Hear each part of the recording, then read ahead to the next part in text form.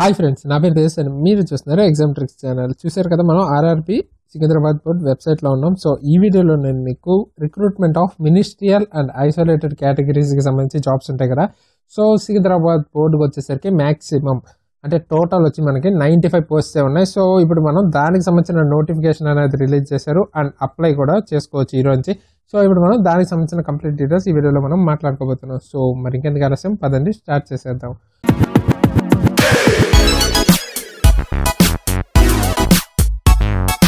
So friends, video start చేసే ముందు first మీరు మా ఛానల్ని సబ్స్క్రైబ్ చేసుకోండి అండ్ దాంతోపాటు బెల్ ఐకాన్ కూడా క్లిక్ చేయండి. ఎందుకంటే నేను మీకు ఇలాంటి మంచి మంచి వీడియోస్ని మన ఛానల్లో పోస్ట్ చేస్తూ ఉంటాను. దాంతోపాటు ఏంటంటే మన క్లాసెస్ కూడా రెగ్యులర్గా మన ఛానల్లో పోస్ట్ చేస్తూ ఉంటాం. వీటికి సంబంధించి మీకు హెల్ప్ అయ్యే వీడియోస్ కానీ క్లాసెస్ కానీ నేను మీకు రెగ్యులర్గా పోస్ట్ చేస్తూ ఉంటాను. కాబట్టి సబ్స్క్రైబ్ చేసుకోండి, ఎందుకంటే మీకే హెల్ప్ అవుతుంది. అండ్ తర్వాత మన టెలిగ్రామ్ ఛానల్ ఆర్ గ్రూప్లో జాయిన్ అయితే మీకు కంప్లీట్గా ఏదైనా అఫీషియల్ అప్డేట్స్ ఉన్నా అక్కడి నుంచి మీరు పొందొచ్చు. అండ్ ఏమైనా డౌట్స్ ఉన్నా కూడా మీరు అక్కడి నుంచి క్లారిఫై చేసుకోవచ్చు. సో జాయిన్ అవ్వండి అండ్ లింక్ అనేది డిస్క్రిప్షన్లో ఉంటుంది. సో ఇక్కడ మనం మెయిన్ మ్యాటర్కి వచ్చేస్తే ఇక్కడ మీరు చూసుకున్నట్టయితే ఈ సెకండ్ చూసారా, centralised employment notice CEN number 03/2019. So ఇదేంటంటే recruitment of ministerial and isolated కేటగిరీకి సంబంధించిన ఒక నోటిఫికేషన్ అన్నది మనకి రిలీజ్ చేశారు. సో ఇప్పుడు మనం దీనిపై క్లిక్ చేసి ఆ నోటిఫికేషన్ ఏంటన్నది చూద్దాం అనమాట.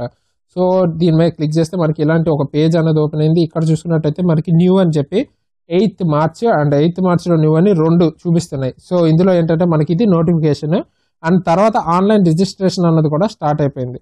ఓకేనా. సో బట్ నా రికమెండేషన్ ఏంటంటే మీరు ఏ నోటిఫికేషన్ అయినా అప్లై చేసే ముందు డెఫినెట్గా ఫస్ట్ రోజే అప్లై చేసేయాలనే కంగారు వద్దు.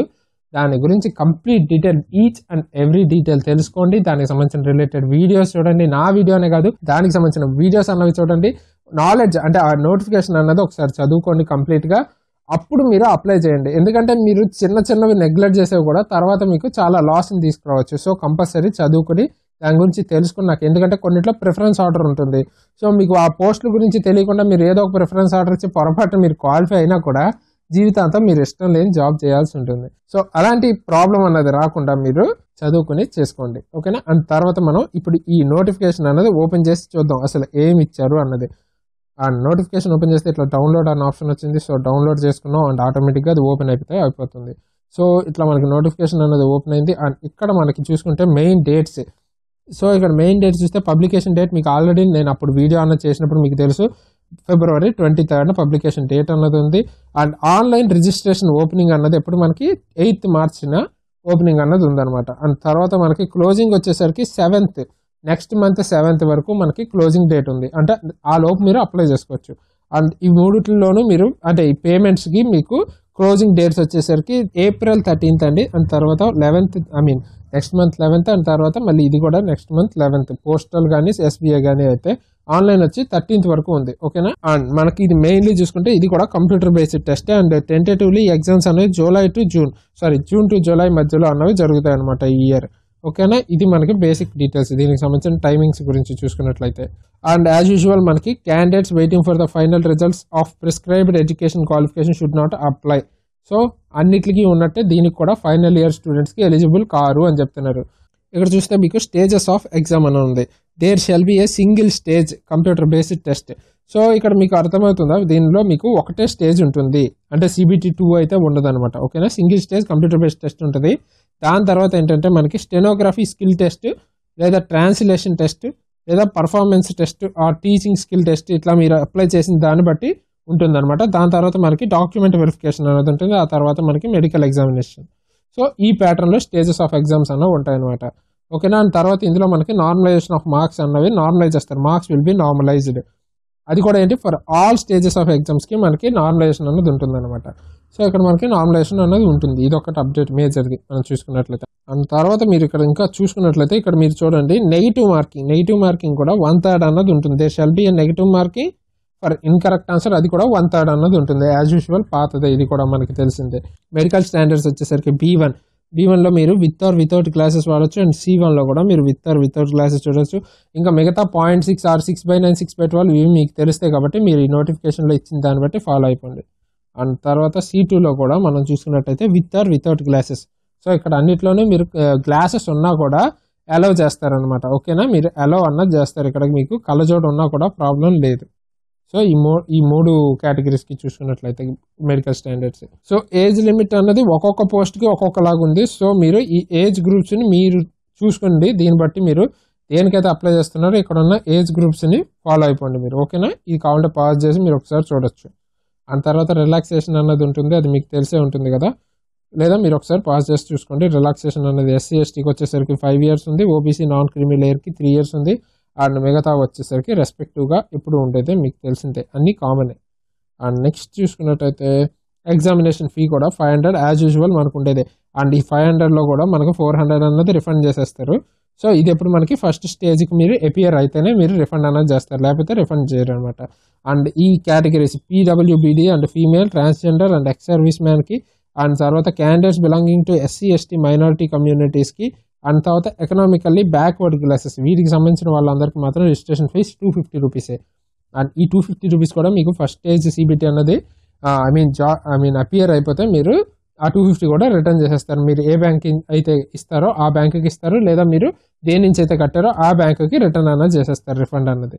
అండ్ మీకు ఆఫ్లైన్ పేమెంట్ వచ్చేసరికి ఎస్బీఐ చలానా, పోస్ట్ ఆఫీస్ చలానా కూడా అలౌ చేస్తున్నారు. ఆన్లైన్ వచ్చేసరికి మీరు యూపీఐ కార్డ్స్ కానీ, యూపీఐ నుంచి కానీ, లేదా డెబిట్ అండ్ క్రెడిట్ కార్డ్ నుంచి, లేదా ఇంటర్నెట్ బ్యాంకింగ్ నుంచి, ఈ మూడింటి నుంచి మీరు పే చేయొచ్చు. అండ్ ఫ్రెండ్స్, ఇప్పుడు నేను మీకు పోస్ట్ ప్రిఫరెన్స్ అంటే మీరు పోస్ట్కి సంబంధించి ఎడ్యుకేషన్ క్వాలిఫికేషన్ ఏంటన్నది మీరు నేమ్ ఆఫ్ ద పోస్ట్ని బట్టి చూస్ చేసుకోవచ్చు. అండ్ దీన్ని బట్టి మీకు ఇక్కడ శాలరీ అండ్ మెడికల్ స్టాండర్డ్స్ కూడా ఉంటాయి. సో ఇది ఒక్కొక్క దానికి ఒక్కొక్క రకంగా ఉంటుంది. సో మీరు ఫస్ట్ పాస్ చేసుకుని మీరు దేనికైతే అప్లై చేయాలనుకుంటున్నారో వాటిని ఒకసారి చూసి చదువుకోండి. ఓకేనా? ఇది వచ్చేసరికి జూనియర్ స్టెనోగ్రాఫర్ హిందీకి, ఇంగ్లీష్కి, అండ్ తర్వాత జూనియర్ ట్రాన్స్లేటర్ హిందీ. ఓకేనా? అండ్ తర్వాత ఇక్కడ చూసుకున్నట్టయితే మీరు స్టాఫ్ వెల్ఫేర్ ఇన్స్పెక్టర్ సంబంధించింది ఇది.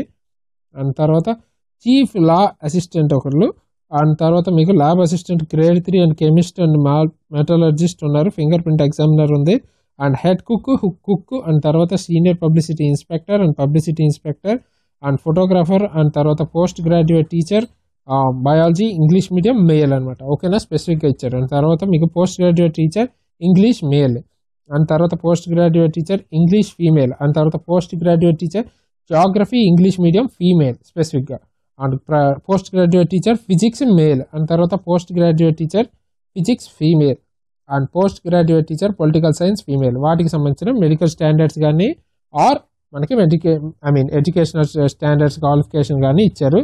సో మీరు కావాలనుకుంటే ఇట్లా మీరు వీటికి సంబంధించి పాస్ చేసి చదువుకోవచ్చు. ఇక్కడ కూడా ఉన్నాయి చూడండి, post graduate teacher computer science, trained graduate teacher computer science, and trained graduate teacher home science.